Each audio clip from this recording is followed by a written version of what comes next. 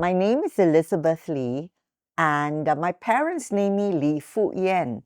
The Elizabeth bit came from, according to my mom, a neighbor who said that I should have a Christian name, and what about the name Elizabeth? And hence it has stuck ever since.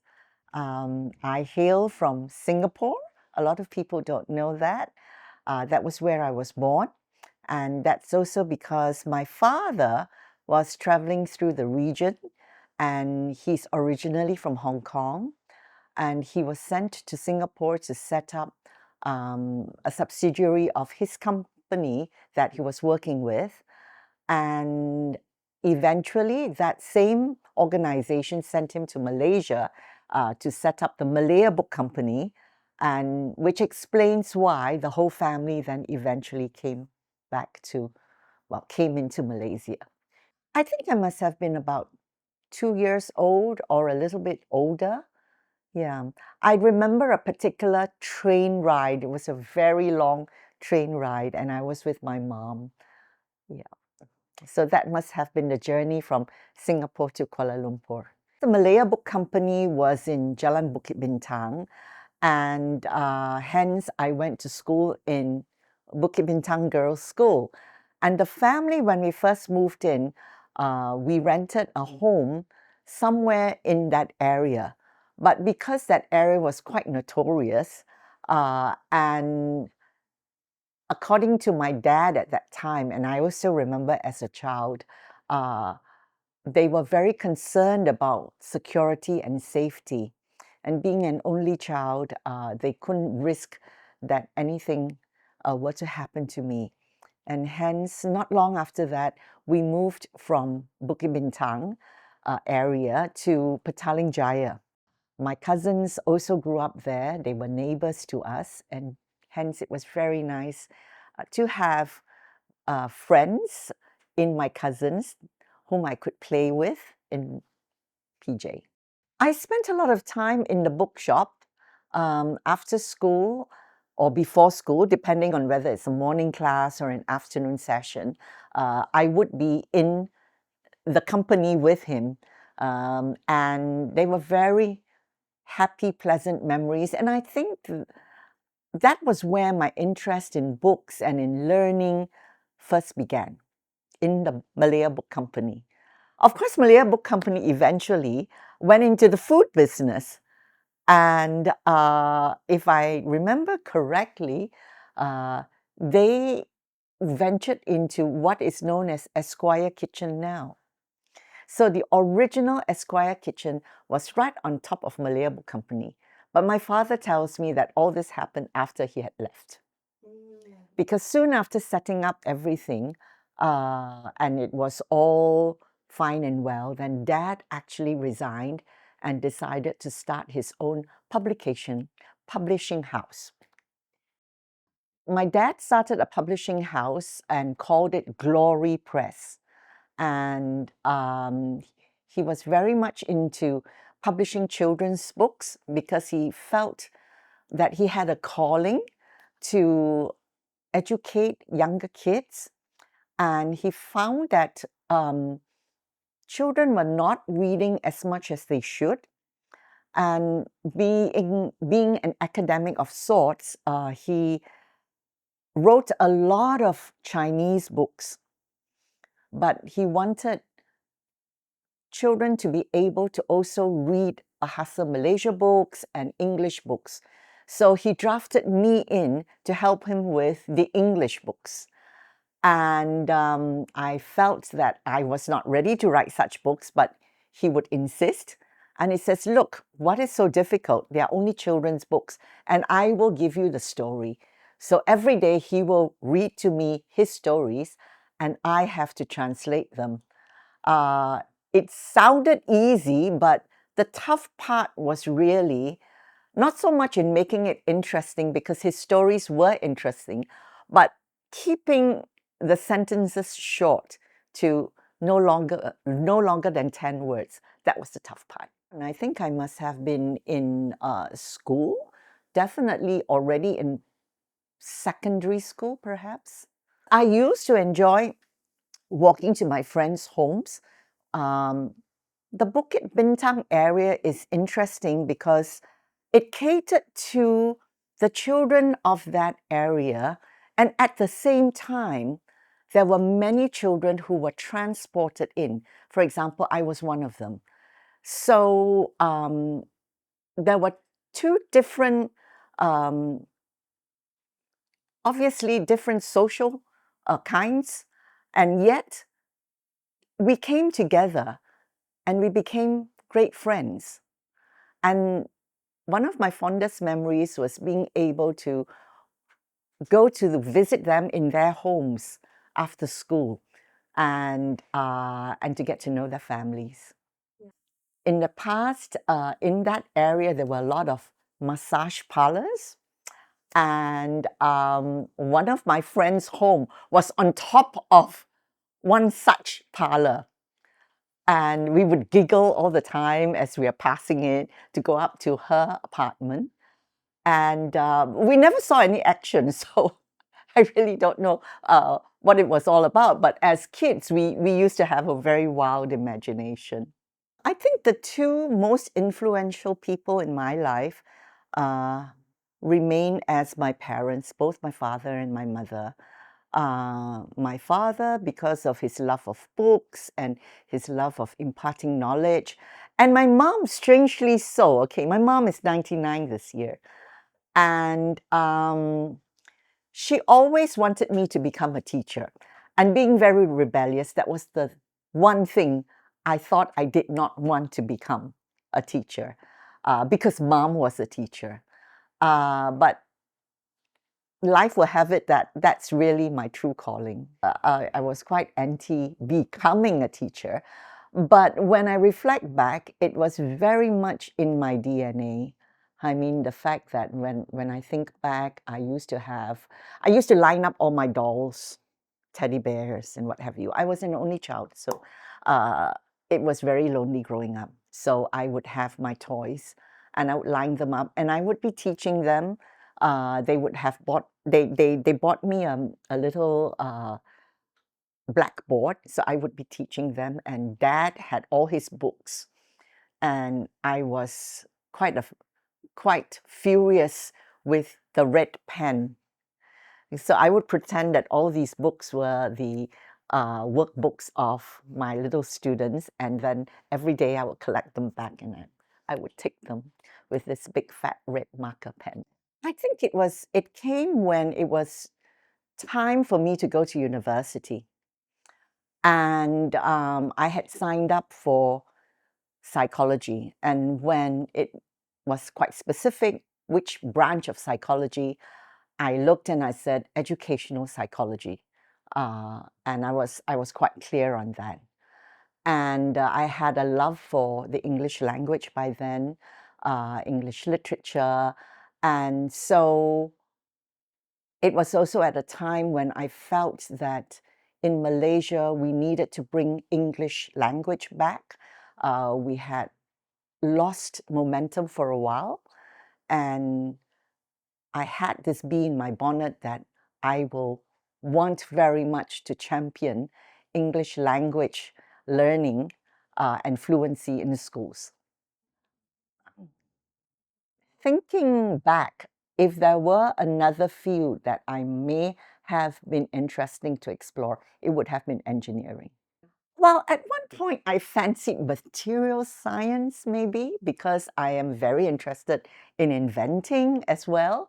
And I wanted very much to be the one who can invent a real invisible cloak. Till today, I believe it can be done. It was the way school had set up our classes. So, in order for me to continue being in the sciences, I had to take biology. And I could not take biology at sixth form purely because I could not cut up that frog. Dissection was a very big thing at sixth form. And I went in thinking that I could do it, bought my scalpels, bought my whole dissection set.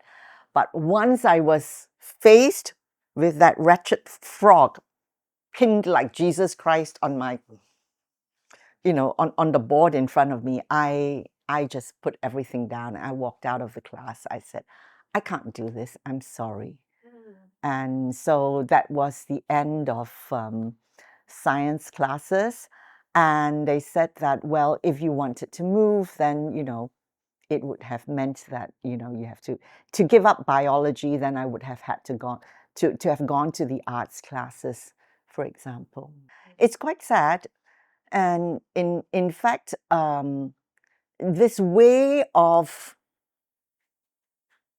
mandating students into either the sciences or the arts was what fueled me eventually to get rid of this in whichever school or college that I went to. And that was when I first started working. It was in an A-level college, and I ensured that the timetabling was such that students could choose between English literature and physics as well, and math. And there will be no clashes of classes, and there will be no need for a student to have to choose between the sciences and the arts, and that they could do both.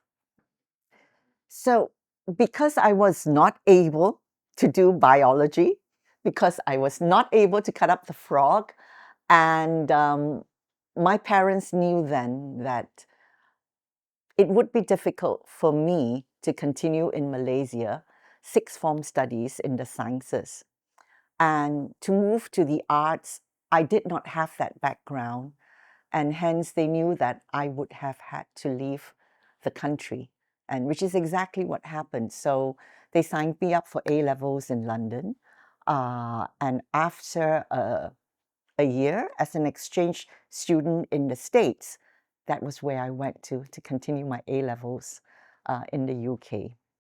During A-levels was when I had to make a choice as to what I would eventually wish to study. And as I mentioned, I was very interested in educational psychology, but I also fell in love with English literature at that point.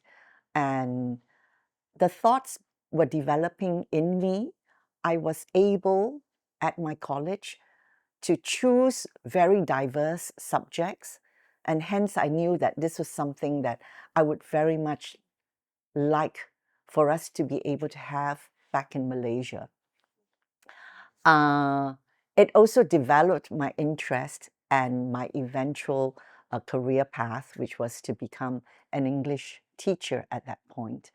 And so even though I had applied for educational psychology, just before it was time to go to university, I switched. I actually switched to education. And I said, hey, after all, this is what I wanted to become eventually a teacher. So why am I not going straight for it? And that was exactly what I did. I went on to study for a Bachelor of Education with honors, and I took English literature and English language as my specialization.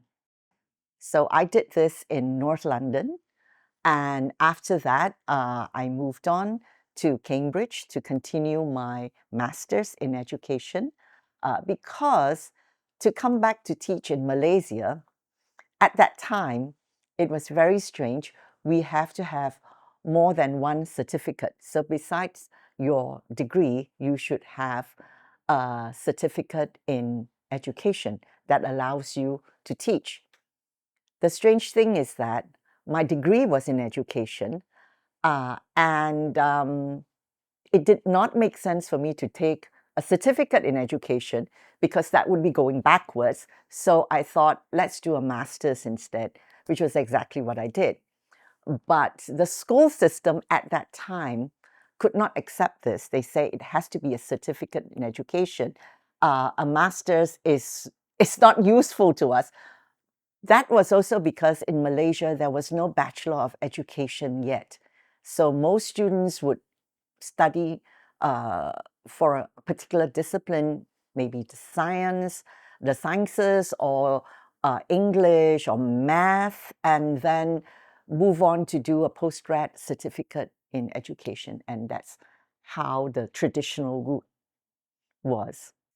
I still remember, when you're in London and young people will get together, you will have your parties and you have your dances and you get to meet each other. And usually the guys would come out and say, "So, what are you studying?" And so the girls as well. And most people would say, "Oh, law, engineering, perhaps even business." And I'm the only one who said teaching or education. And it's amazing how people kind of veer off. And I would like to think that they don't know what to ask me next because they could not find any affinity, so as to say. But it's these same people who then, years later, decades later, who come back to me with their children now and say, "What do we do with them?" So it's come full circle. The same people who chatted you up, then avoided you, have now come full circle to consult you. So after I finished my university, I could have gone on and studied forever and ever. I loved it so much. But mom came over and said, "I think it's about time. You've spent enough of our money. Come back and make some instead." Well, not really so much that, but they missed me and being an only child. And the crucial point was when a very dear friend's father passed away on the day when he was supposed to have come and met me for formal hall at Cambridge. We had guest night and he was my guest. And he had a massive heart attack or something and passed on.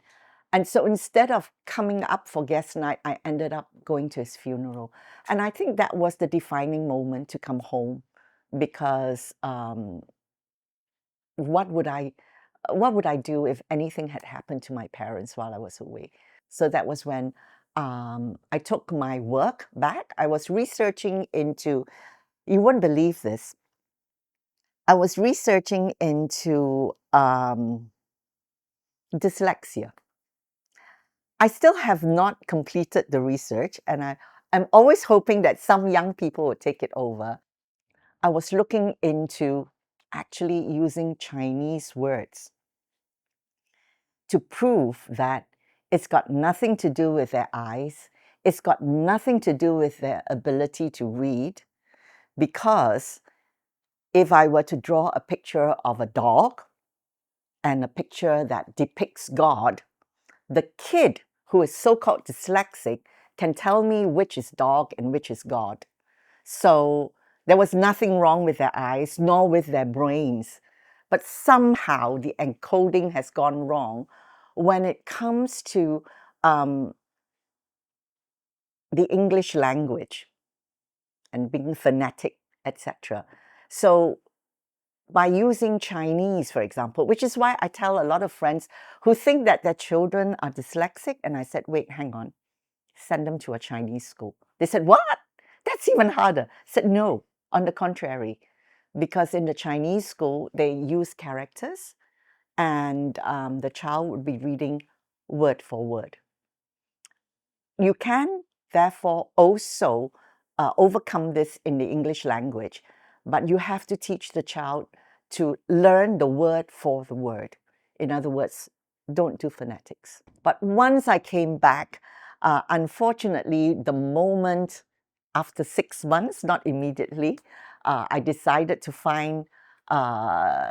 to get myself gainfully employed. That was when life took a different momentum. And I must say, up to today, research into that area of studies has actually taken a backseat. Quite simply, mom said one day, "I think you should get a job. You've been just lazing about too much. It's been 6 months. And I said, yes, Mom, it has been 6 months. I think I've had a good rest already. I agree with you. I think I should get myself a job. And there was a whole pile of newspapers, 6 months pile. So you can imagine all the classifieds. So I took all the classifieds out. I have had the intention, the good intention of applying for a job. It's just that I never got round to it. So they were all sitting at one corner. So I took all the newspapers over and I applied to every single job out there which I was interested in. So I sent out a whole bunch of CVs all at once. I can't remember how many. There must have been at least 50 of them. And quite soon after, I had one response, the first response, and I was quite excited. I went on to my interview, and they were kind enough to offer me the job, even though I did not have the prerequisite 5 years of uh, teaching experience. I gave them whatever teaching experience I had from my teaching practice as I was a trainee teacher. They were very kind. They offered me the job nevertheless. And I wanted to honor them because they were so kind to take a chance on me. So I really gave my full effort into my first job. It was known as Prime College, and it was brand new. They were just starting up. And I still remember on the 1st of May, so 1st of May, Labor Day, means something else to me because on the 1st of May, Labor Day, we took our pots, our pails and our buckets and our mops and our brooms to this new premises that we were going to open up the next day, and we had to clean it up entirely because new students were coming the next day. So that was Labor Day, and we started on the next day, immediately opening up the doors to the students for the first time. It was quite exciting. And because it was new, I was also very enthusiastic. It's my first job. I offered myself to do many things, including becoming the admissions tutor. So I made myself very useful to the registrar. And at the same time, I found that I was very good in counseling students when it came to their careers and um, their choices of uh, subjects that they should take at A level. Having been there myself not so long ago, I could connect with the students quite well. And so that kind of counseling then went on to more personal counseling. And so I became the college counselor at the same time. So my name card was very interesting. It read Elizabeth Lee, teacher, come counselor, come admissions officer. A lot of comes. So it was exciting. I really enjoyed myself, and it provided me with a lot of friends amongst my colleagues, and at the same time, a lot of new experiences in working both in the admin as well as in the academic part. And I was very keen to open up my students' minds, and I introduced the subject known as general studies because I felt that A levels was a little bit too narrow. My students then, who were mostly from the government school, were either science or art students, and they just remained mostly in that stream. And I really wanted them to be a lot more exposed and to be a lot more well-rounded. And hence, I introduced general studies. And I said that it was compulsory. Because you see, the students who did not have what was known as 1119 English, because they were going to do A-levels or sixth form studies in English, they had to do 1119 English. They had to go for extra English classes. But many of the other students have already had their 1119. So we couldn't let them sort of like freely roam, right? An idle mind is a devil's workshop. And hence I said, let's do general studies, guys. You shall all come to my class. And I've now got a full-time job. I was very good at creating jobs for myself in that sense, while at the same time adding value. And it was great fun because there was no particular curriculum. And it was a great learning experience for both my students and myself, because we will choose topics that are totally different, which allowed both of us to explore themes and even subjects that, especially subjects that we know nothing of, because that would require the students and myself as a teacher to actually do a lot of research into that.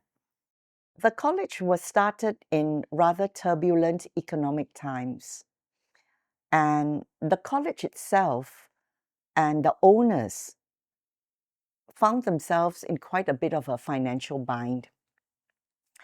And some of the money that they were expecting to come in to support the business uh, did not materialize.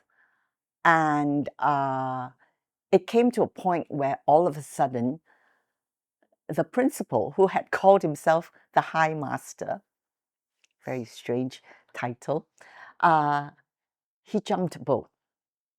And so overnight, we were left without a head in the institution, because he was privy to, obviously, information that the rest of us were not.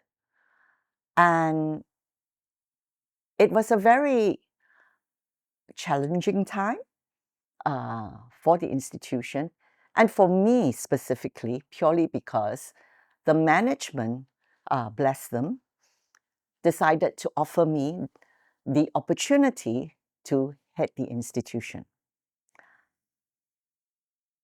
I was not ready for it, sincerely. I was only in my 20s. I was very happy becoming, just staying as English teacher, come admissions officer, come counselor. There was no desire to become the high mistress, and that was the last thing I wanted, a title such as that. And when the management said, please, we feel that it should be you, and we would like very much for you to pull it together,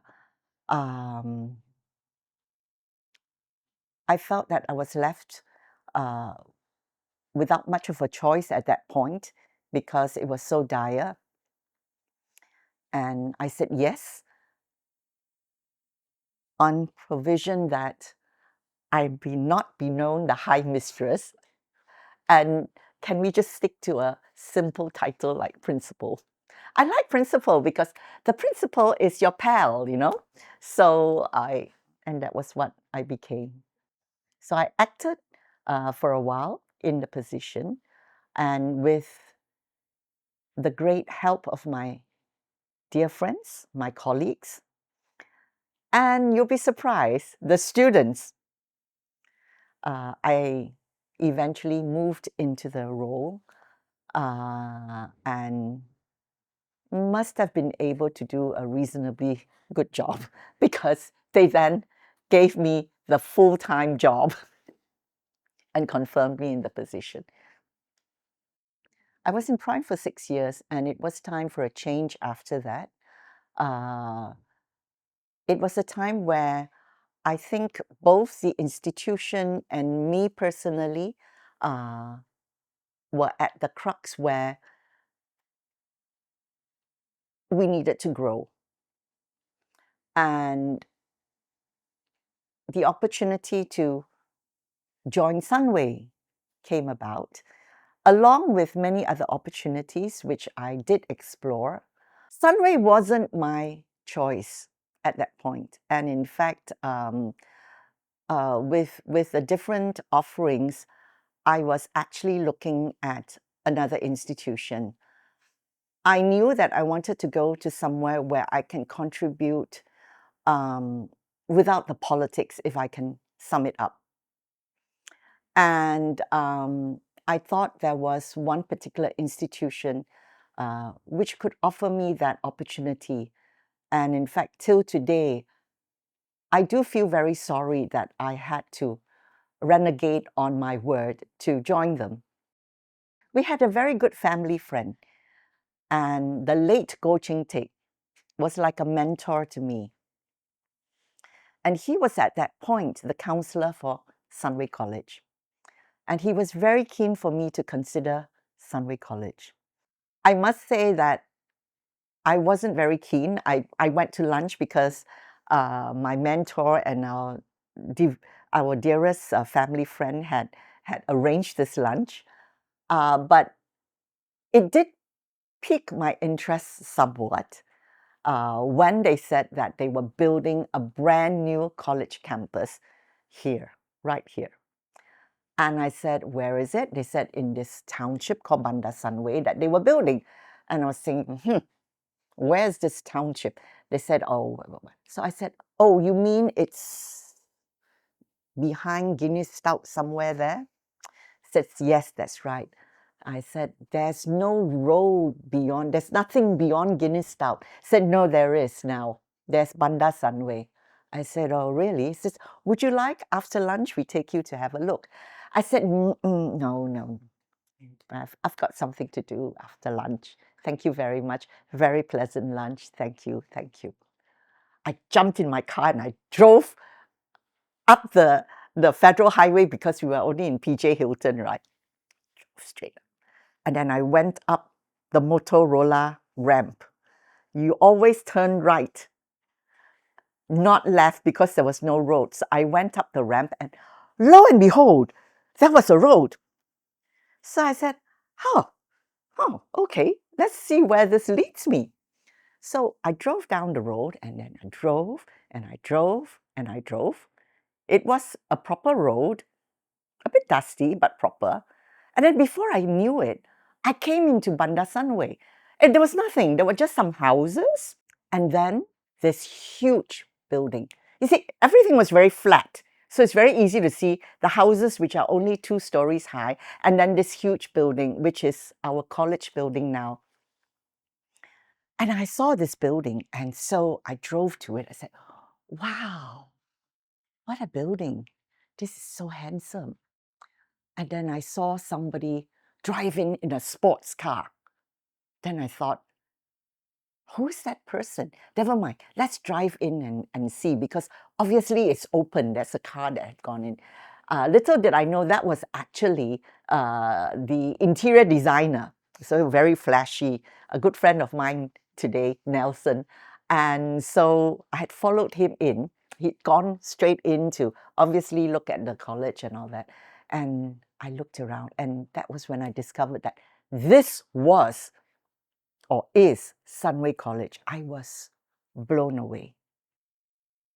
I did not know that someone would invest so much to build this college in the middle of nowhere. And then I thought to myself, this man must have tremendous vision and foresight to put so much money to build this building. He's already built this, hardly any houses around. Wow. There were many people who told me not to go to Sunway. And one of them was actually Dato Goh Ching Teck's daughter. She said, Auntie, no way, you can't go to that Funway College. And so I said to her father, I said, you see why I can't go? Even your daughter does not approve. Oh, little girls don't know anything. Shush, shush, shush. Don't listen to her nonsense. But you see, at that point, Sunway College, unfortunately, did not have a very good reputation, and I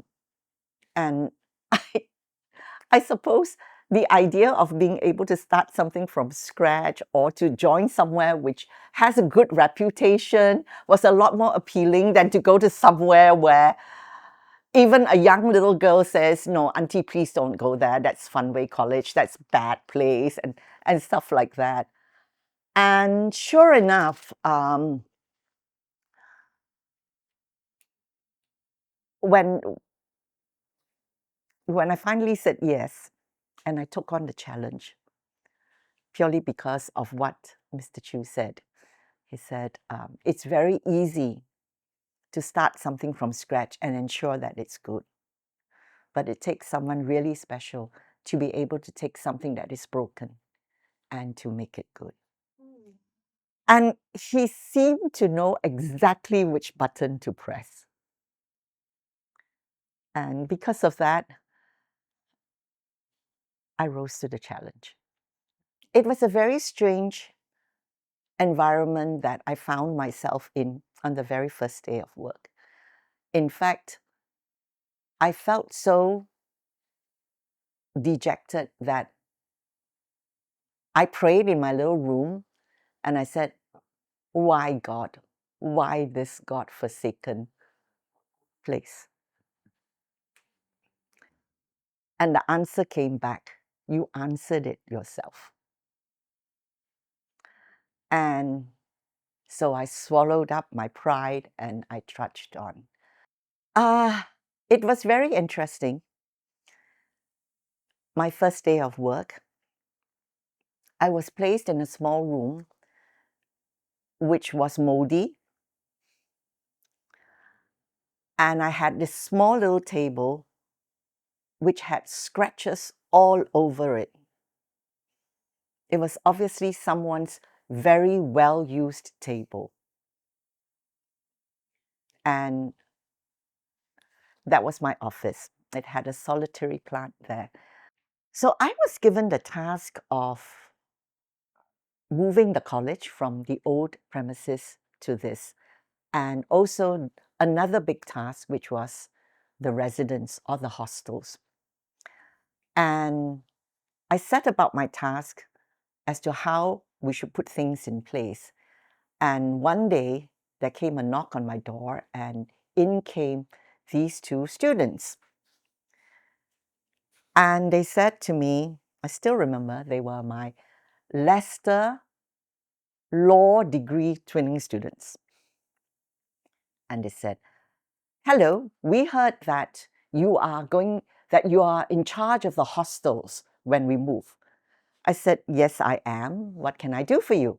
They said, yes, we heard that you are going to put rules and regulations into the hostel. I said, yes, but of course there must be. We should have guidelines and on how to behave and things like that. We don't like that. I said, oh, you don't like that? Yeah, we don't like that. I heard that you won't allow smoking and you won't allow drinking. See what I mean by Sunway College? And then they left.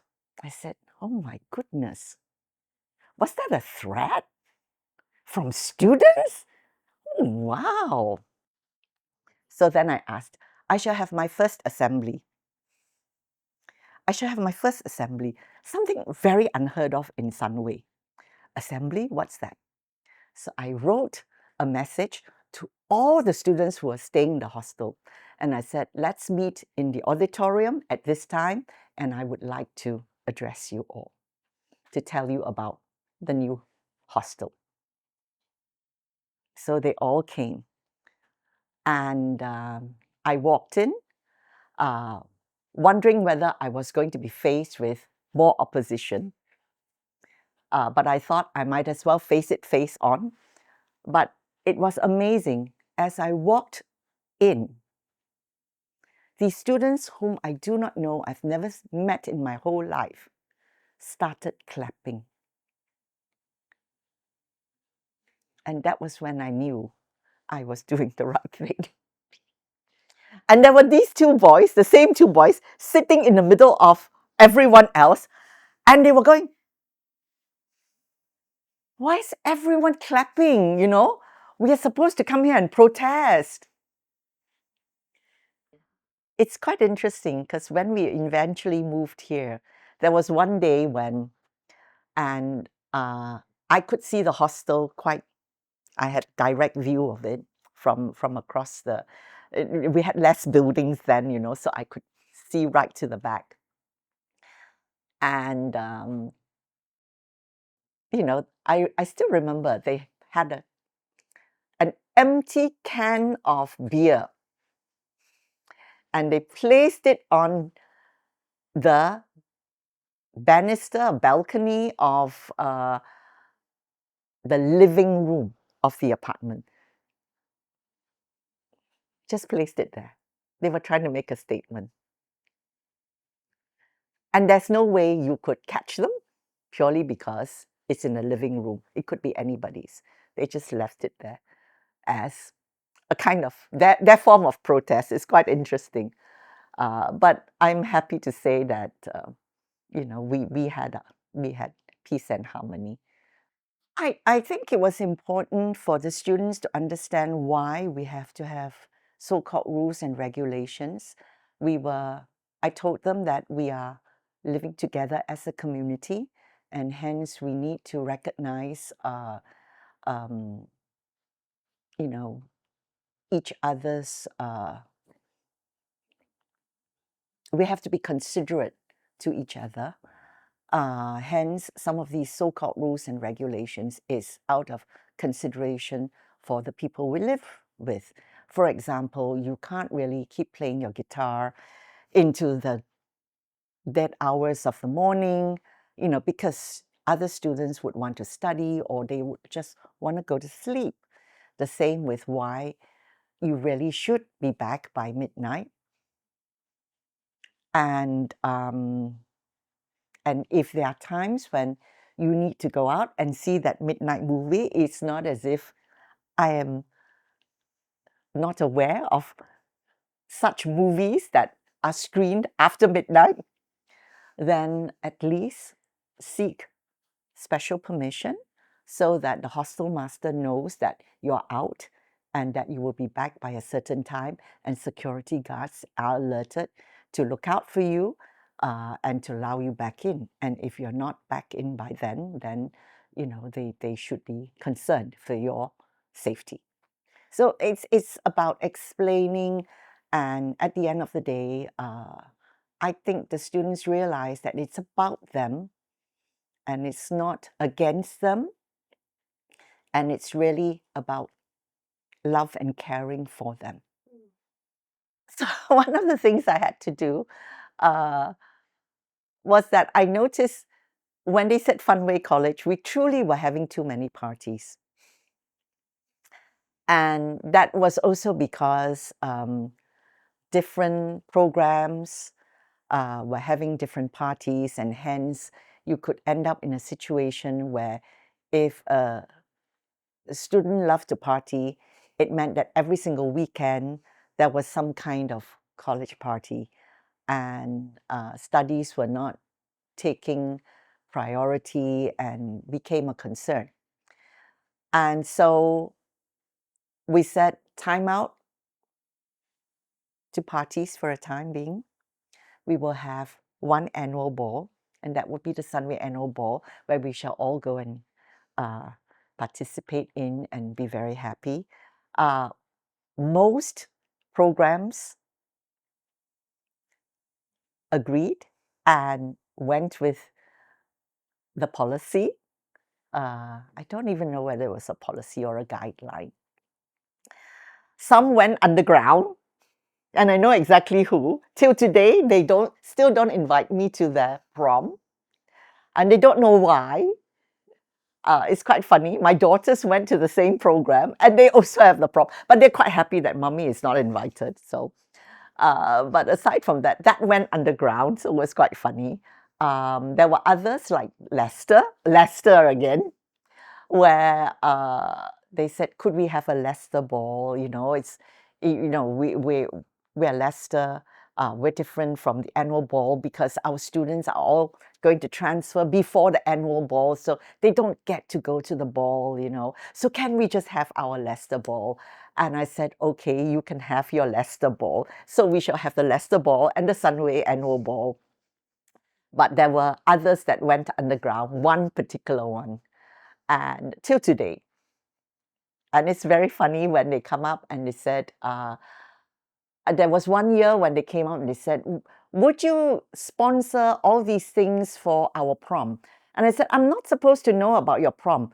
Is that so? I said, yes. Have you invited me to your prom? No, we haven't. I said, that's why. Oh, you're not supposed to know about it? I said, I think I'm not supposed to know about it. Okay. And then they ran off. And then another year, someone came up and invited me to the prom. I said, we would like to invite you to the prom. I said, are you sure? I'm never ever invited, you know. I said, yeah, we've noticed that you've never been invited. We don't know why, but we would very much like you to come. I said, we should keep traditions. I don't think you should invite me so that I can always talk about this. I'm still not invited to the Canadian matriculation.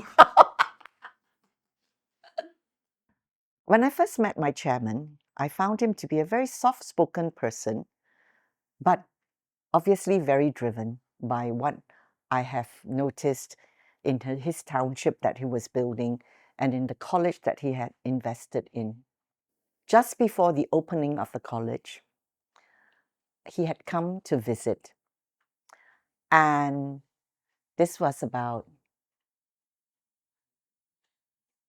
4 months into my job here.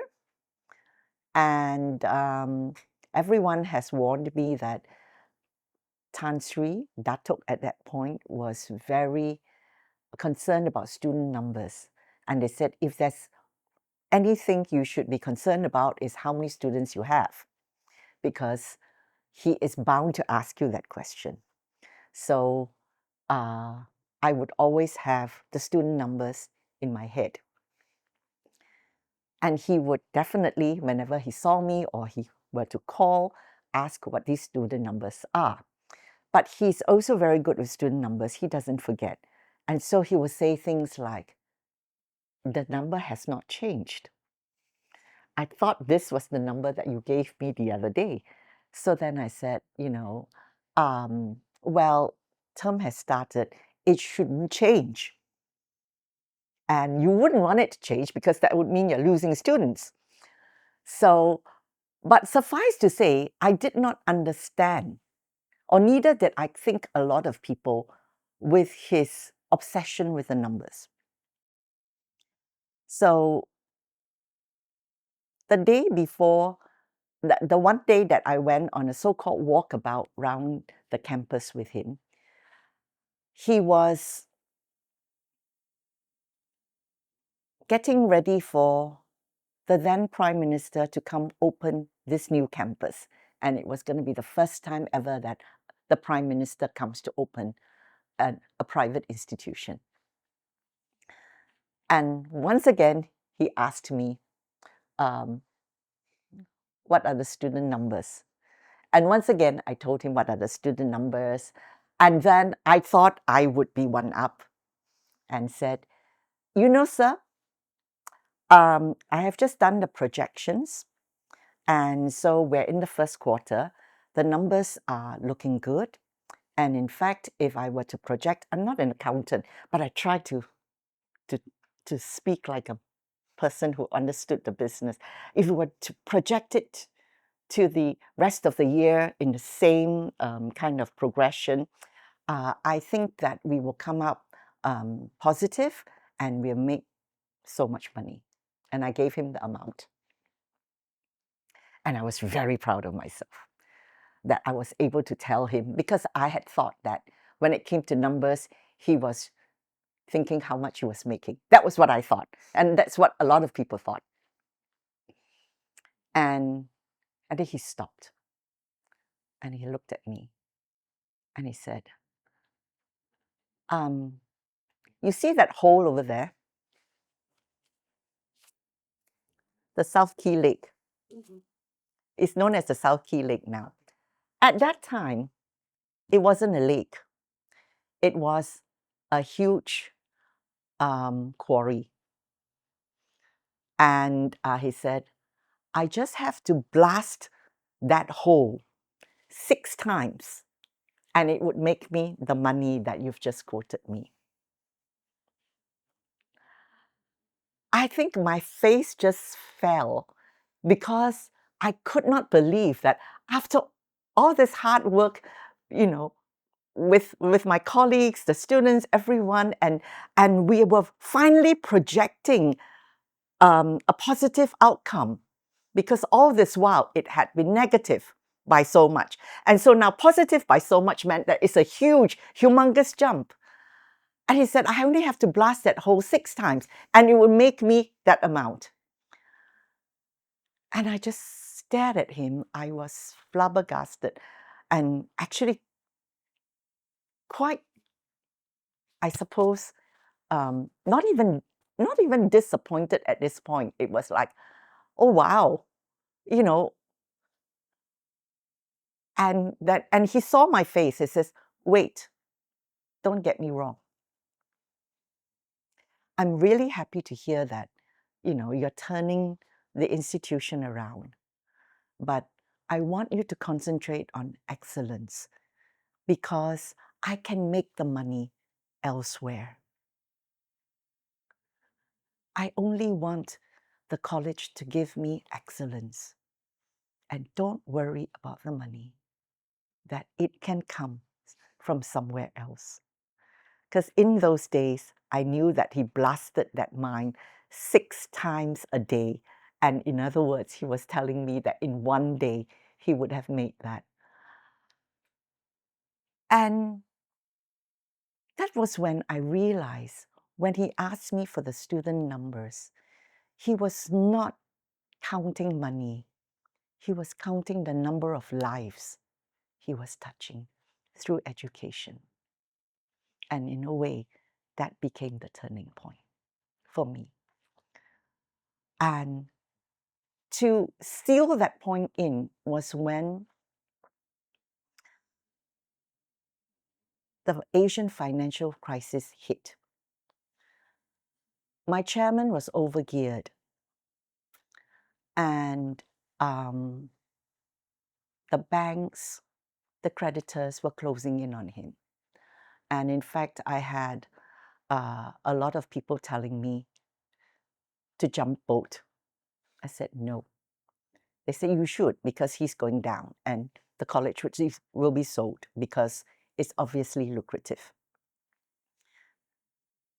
And I will never forget, he called up and he said, how are things? And I said, very well. Again, the numbers are separate now. And he says, I'm happy to hear that, you're able to survive on your own 2 feet, meaning the college. A lot of people are looking to me to sell this college, and I don't want it to be sold. I've told you once before, on that fateful day when I told you that to give me excellence, I told you then that I was going to put it into a trust. But I couldn't because it was losing money and people would laugh at me. He says, I think it's time now to put it into a trust. And I said, your lawyers have been working on it, but we haven't concluded. Don't worry about the lawyers. I will sort them out, and you just get the college ready to be turned over into a trust.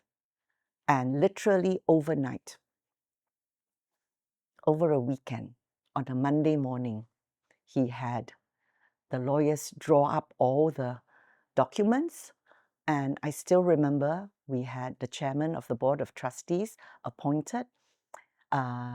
He was the late Omar Ong, Tan Sri Omar Ong, and who is the late husband of Topuan Aisha Ong, who is today one of our trustees. And together with the education minister, and the education minister was Najib. The education minister came, and Tan Sri handed over the deed for the Sunway College Trust to the chairman of the Board of Trustees. It was momentous, and it was very, very poignant and meaningful, because at the time when he could have sold the college for a lot of money and he was going down, he raised the college up. He didn't know what was going to happen to him, and he said so. He says, I may not be in a position to help you anymore. And I said, Tan Sri, you know, it's okay, we are fine. Please look to yourself and to your other businesses, because we will be okay. Once he had overcome the Asian financial crisis and he was back on stable ground and you know, a lot more wiser with his business dealings and investments, etc., he started to enable a lot more partnerships to happen. And I dare say that he himself many times would go all out to look for such partners. In fact, he was the one who thought up of the idea of the twinning degree programs. And he had people go and find potential partners for him then. But of course, now we were in a much better footing. We were, you know, better known, and better known as a college of excellence, academic excellence, with the great help of all my colleagues who had the same objective to turn it round, and of course the students. We began to get better and better students who were a lot more focused on studies. Coming in here meant that, you know, they're not coming here because it was a Sunway college. They're coming here because it is a Sunway college and they want to shine and do well. And hence, with all these ingredients in the right pot, we have a winning formula. I hope to leave a living legacy in the students. Tan Sri Jeffrey has now placed all the institutions under a foundation, the Jeffrey Chia Foundation, which secures it for perpetuity. In my case, I would like very much to be able to leave my legacy in the students themselves, whether it be the values that we impart to them, obviously the education, and hopefully that curiosity to continue learning and to continue innovating. There were times when I've done things that I wish I could have done better. In my mind, there had been two such occasions immediately. One was when I first took over as principal of my first college. It was a very steep learning curve for me. And I did not know how to be a principal. So I took out a lot of books from the library. In those days, there was no Google, there's no technology to help you. It's all, you know, books. And I took out a lot of books and tried to read up overnight, and obviously not doing such a good job of it. And so the next day, I had to perform. And I thought, I'll call all the students together because I need to tell them what has happened. I need to tell them that there's been a change in management, that their high master is no longer with us, and I now have to take over the role. And I had prepared a speech overnight. I don't know, it must have been 10 pages long or whatever. I have very big handwriting anyway. And I remember I had them all set because there was no other place. So the biggest area I could find was the library, and they were all sat on the floor like little children. And they are not little children, they are sixth formers, for goodness sake. And I started reading this speech, page by page by page. And I lost them. I lost them. And I could see that they were unhappy. Uh, and I talked down on them. And I went back to my office and I just didn't feel good.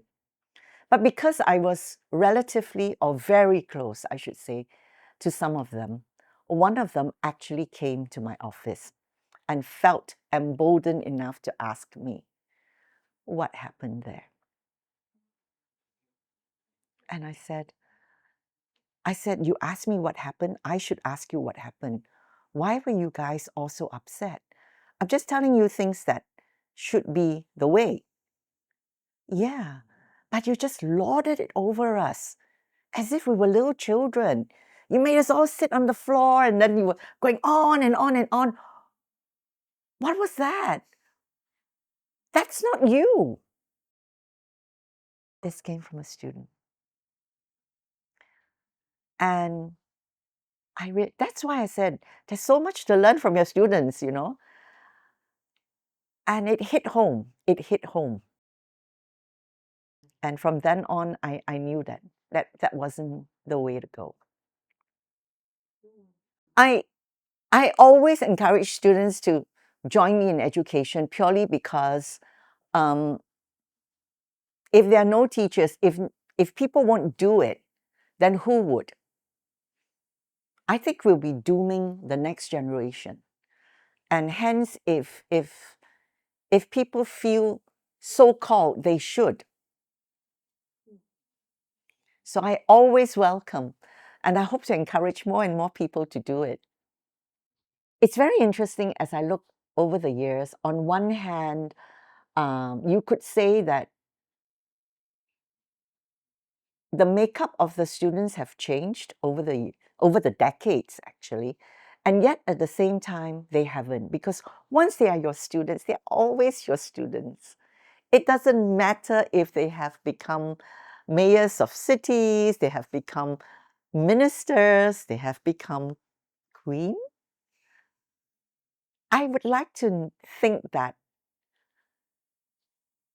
that affection they had when they were students, um, hopefully for their teacher and also for their studies, would always remain.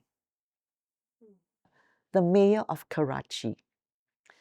In Pakistan, I am told that the opposition party is always in charge, or they have reign of Karachi.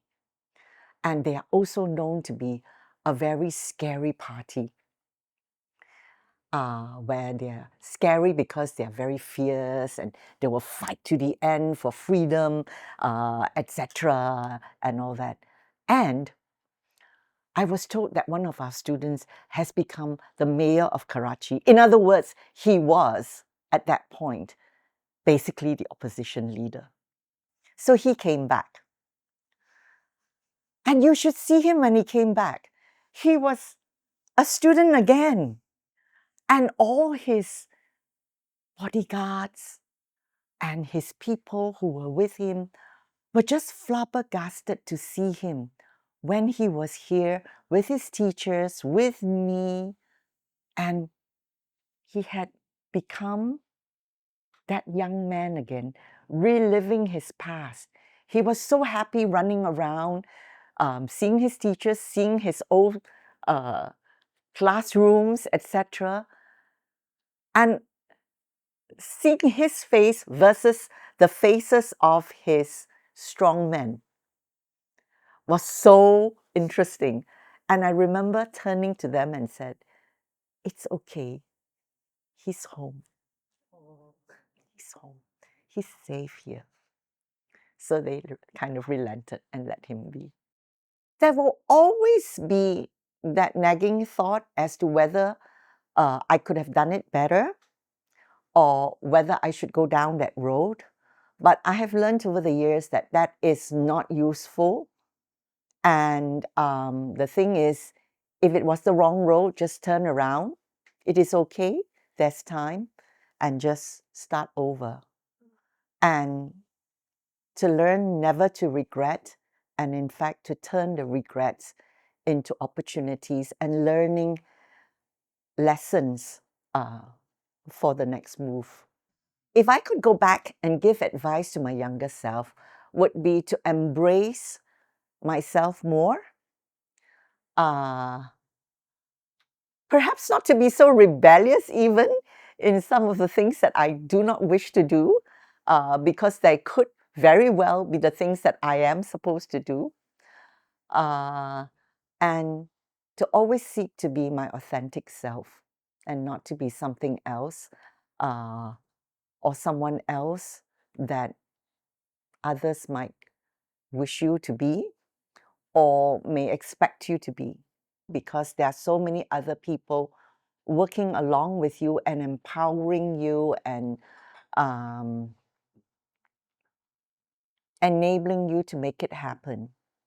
So, what are really my achievements are the achievements of many others.